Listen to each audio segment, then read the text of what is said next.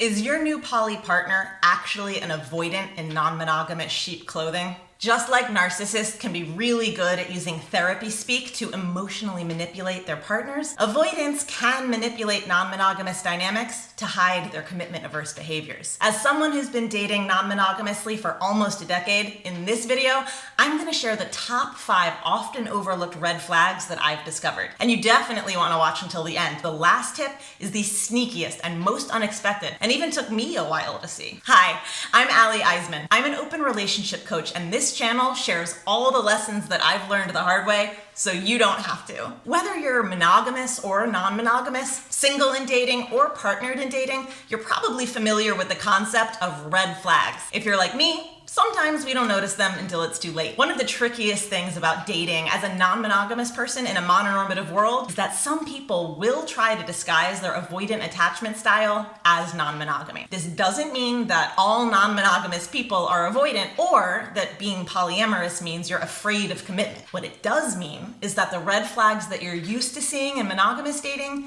can show up a little differently when you open up to non-monogamy. This can make it harder to spot than it is in monogamous dynamics. But don't worry, it's not impossible. It's much easier if you know what to look out for. If you don't know what to look out for, you might find yourself in an unhealthy dynamic disguised as polyamory. Since you have other partners, I'd love to hear about the relationship agreements that you have. I just like to, go with the flow, feel it out. It's more authentic. I like when it feels more organic. Red flag number 1, not sharing or having a defined relationship or dating framework. These folks might call boundaries rules and dismiss them as restrictive. Boundaries are actually what give us freedom, especially when you're dealing with multi-partner dynamics. Well, you don't want to overcomplicate things with a complex web of boundaries. Setting clear expectations and sharing your current agreements is key. If someone resists discussing or respecting boundaries, it could be a red flag. They might be using the freedom of polyamory as an excuse to avoid commitment and accountability.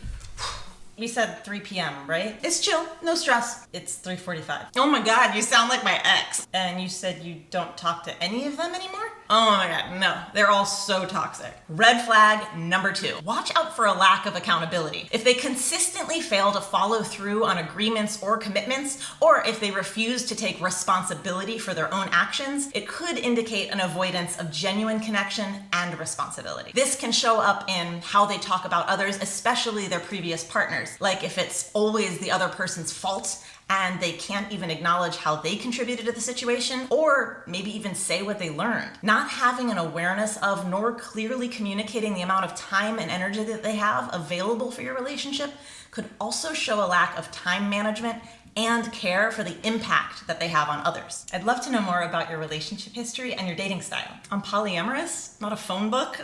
How am I supposed to remember everybody's names? Red flag number 3, frequent shifts in partners without depth exclusively. Look, there's absolutely nothing wrong with wanting to explore lots of casual hookups, but own that that's what you're looking for. Don't call it a polyamorous relationship. Notice the pattern of their relationships. Frequently shifting between partners without developing deeper connections or maintaining long-term relationships might be a sign that they're using non-monogamy to avoid deeper emotional investment. Someone who thinks that poly or ENM folks are just quick sex might claim to be too busy to schedule a date within, say, the next 2 weeks. If they're regularly that busy, then they probably don't have time for a new relationship. And I'm speaking as a busy person. This can also show up as a lack of responsibility around the physical aspects of dating multiple people, such as not having clear, safer sex practices, being unwilling to disclose their STI status or recent test results. This is the weekend. I finally get to meet your primary, right? Oh God, I'm so excited and nervous and excited. Oh, no.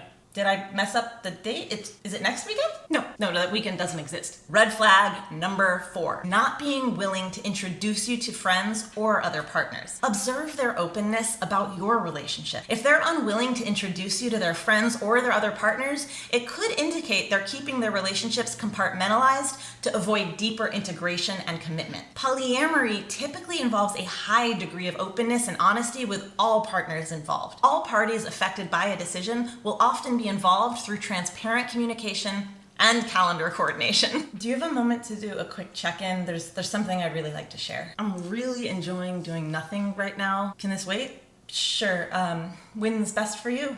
Look, we're not having any issues. Let's not create drama where there isn't any, okay? Red flag number 5, not being open to answering questions or asking them. Asking and answering questions along with regular check-ins to see how you're each doing and if any agreements need to be reassessed or changed is critical to polyamorous dating. It's essential to observe how your partner communicates. If they frequently go MIA, avoid deep conversations, or are vague about their feelings and intentions, it might be a sign of avoidance. True polyamory thrives on clear, honest communication. Pay attention to how willing they are to open up emotionally. If they shy away from discussing personal feelings, avoid vulnerability, or deflect when conversations get too intimate, they might be misusing poly dynamics to keep an emotional distance. You made it this far, so you get a bonus red flag. Bonus red flag, OPP, aka one penis policy. This is called sexism, and both partners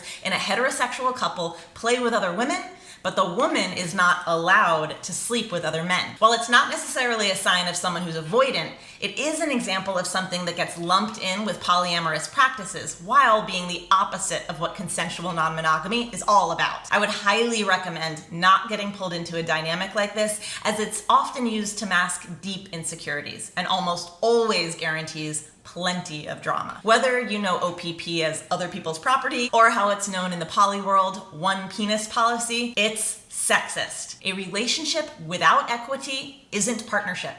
It's ownership. Those were my top 5 polyamory red flags that might indicate someone is avoidant and using non-monogamy as a shield. Did I leave any out? Drop a comment with some of the red flags that you've run into with polyamorous dating. If you enjoyed this video, tap that like button, and I'll see you in the next one where I'll break down the 4 main types of romantic jealousy. Do you know which kind of jealousy you're dealing with? And be sure to hit that subscribe button and the notification bell so you'll get notified when I post a new video about expansive relationships. And if you want to see if the math adds up for you to open up, make sure to download my free relationship ratio workbook and check out all the other resources in the links below to learn how I can help you open up without blowing up.